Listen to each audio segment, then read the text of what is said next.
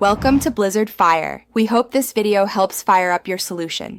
You start by choosing a high-quality 32-bit EXR or HDR HDRI and assigning V-Ray as your renderer. Open Render Setup and confirm V-Ray is active, then create a simple scene and add a physical camera so exposure behaves predictably. Once done, switch to the environment rollout and prepare to load the map. This first step ensures lighting and camera interplay correctly, which saves hours later when balancing exposure and reflections. You now load the HDRI into V-Ray's background slot using V-Ray bitmap.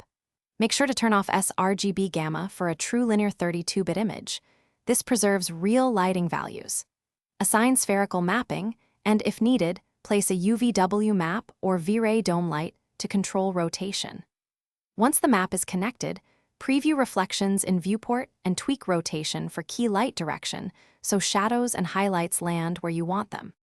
You finish by using a V-Ray dome light linked to the HDRI so it contributes to both GI and reflections. Set the multiplier to adjust intensity rather than overexposing the camera. Make sure your camera exposure or V-Ray physical camera ISO/shutter values are balanced with the dome multiplier. If renders look off, check gamma conversion, ensure the HDRI isn't vertically flipped, and increase dome samples or denoiser settings.